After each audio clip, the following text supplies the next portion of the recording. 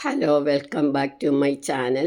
ഇന്നത്തെ നമ്മളുടെ വിഭവം ചപ്പാത്തിക്കും അപ്പത്തിനും ദോശയ്ക്കും പറ്റിയ ഒരു കറിയാണ്. അതെന്താണെന്ന് എങ്ങനെയാണെന്ന് നോക്കാം. ആദ്യം നമുക്ക് നെയ്യ് ഒഴിക്കാം. 1 ടീസ്പൂൺ നെയ്യ്,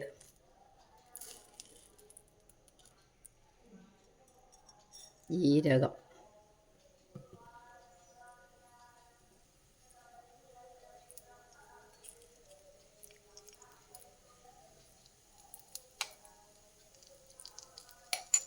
ചെറിയ ജീരകം അല്ലെങ്കിൽ നല്ല ജീരകം, പെരിഞ്ജീരകം, കുരുമുളക്,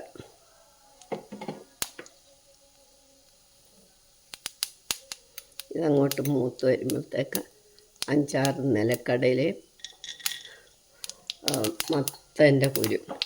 അത് മത്തൻ്റെ കുരു നിലക്കടലയ്ക്കും പകരം നമുക്ക് വേണമെങ്കിൽ കാഷ്യൂ എടുക്കാം, അതല്ലേ ബദാം എടുക്കാം. പേരിന് നമുക്ക് ചുമന്ന മുളക്, അത് ഞാൻ കാശ്മീരി ചില്ലിയാണ് എടുത്തത്. ഇനി നമുക്ക് ഇതിനകത്തേക്ക് തക്കാളിയും കൂടി ഇടാം.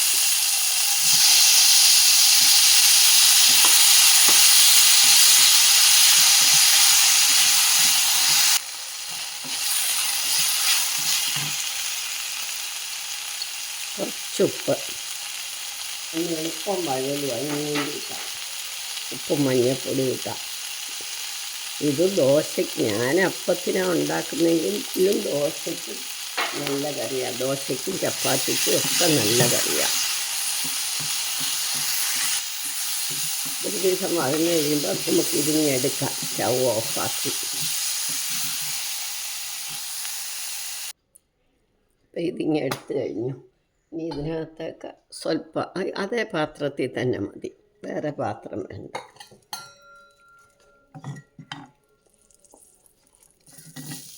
കായ ഞാൻ മൊന്തം കായ എടുത്തിരിക്കുന്നത്, ഏത് കായായാലും മതി. ഇതാകുമ്പോൾ കുറച്ചുകൂടി എളുപ്പം വേവും. കറിക്കായാണെങ്കിൽ നല്ലതാണ്. സാമ്പാർ മുളക്, ഒരു ചെറിയ തക്കാളി, ഫ്രോസൺ ഗ്രീൻ പീസ്,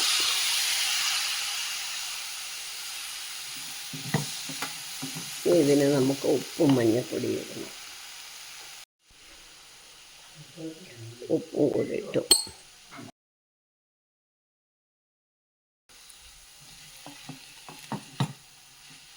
ഇനി ഇത് നമുക്ക് സ്വല്പം വെള്ളം ഒഴിച്ച് വേവിക്കാം.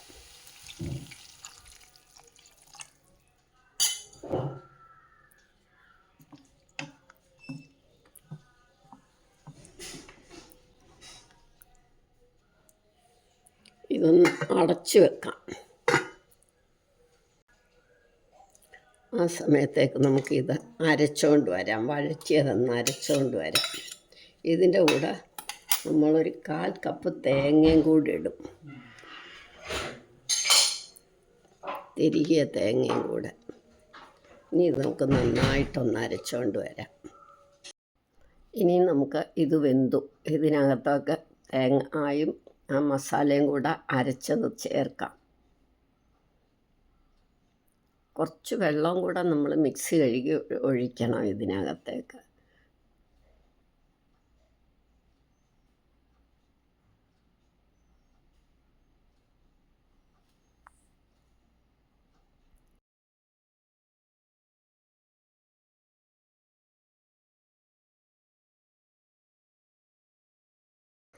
ഇനി ഇതൊന്ന് തിളച്ച് കഴിയുമ്പോൾ നമുക്ക് നിർത്താം.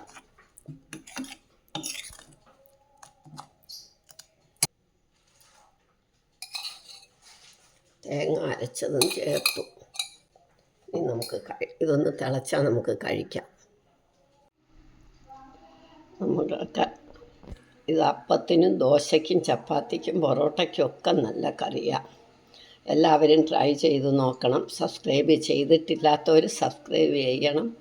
ഷെയർ ചെയ്യാനും ലൈക്ക് ചെയ്യാനും മറക്കരുത്.